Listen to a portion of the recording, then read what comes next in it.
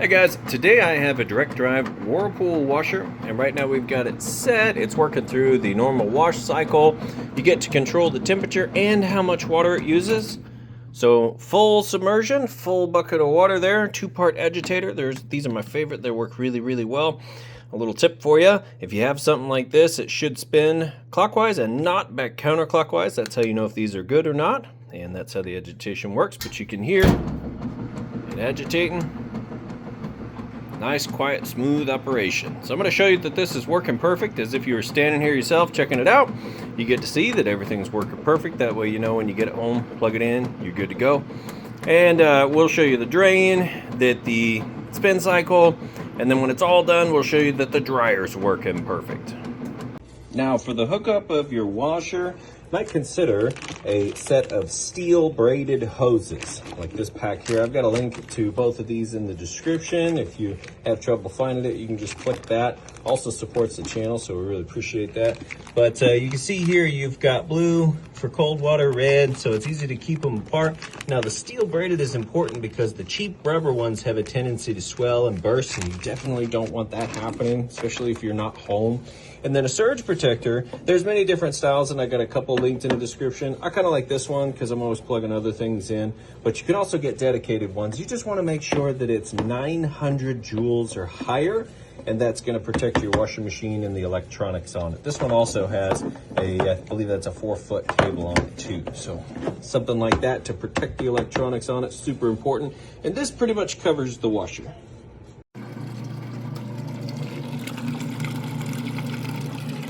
We're gonna let it finish up draining, then we'll come back for the final spin cycle.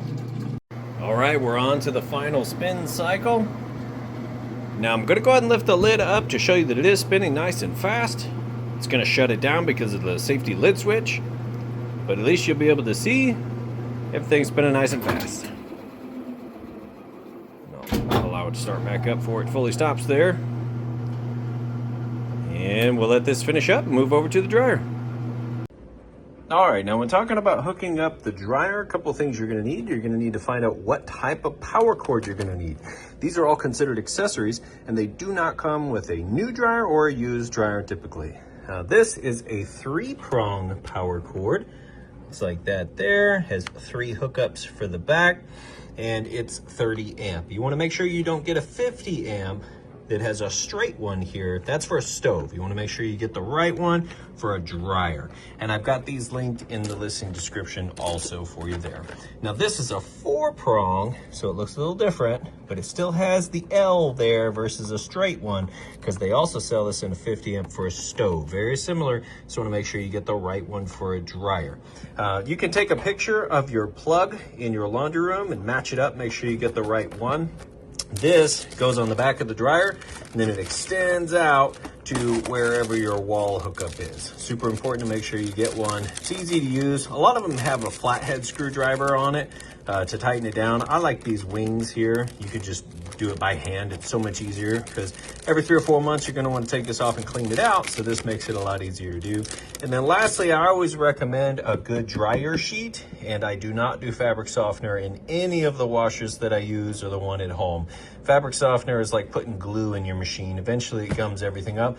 Use 2 or 3 of these and you get the same softness effect on your clothes, but it doesn't mess anything up. So that's kind of the essentials there for your dryer.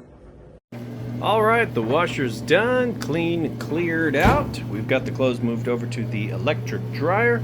It's going time dry. It's been going for a little bit here. Got it set to high heat. You just push to start. You can also choose if you want that signal that buzzes at the end to be on or off. And you can see it's super capacity plus, and I believe this one is extra large capacity. So they're gonna go real well together. Get your lint trap on top here. Just wanna make sure that gets cleaned and cleared before each and every load. And I'll show you that it's heating inside. So we've got a little temperature gun here. It's 85 on top of the dryer. We'll go ahead and open this up. See, everything's tumbling. Now the heat comes out, woo, right there from the heating element tube. Then heats the inside of your dryer up nice and hot. Gets those clothes nice and dry. And the air exits right there, which is where the lint trap picks up any extra lint. And that's how that works. So start it. And this is the last load in these, so we'll go ahead and get them listed up for sale. If you have any questions at all, feel free to reach out. And I do appreciate you taking the time to watch my video. Thanks, you guys have a great day.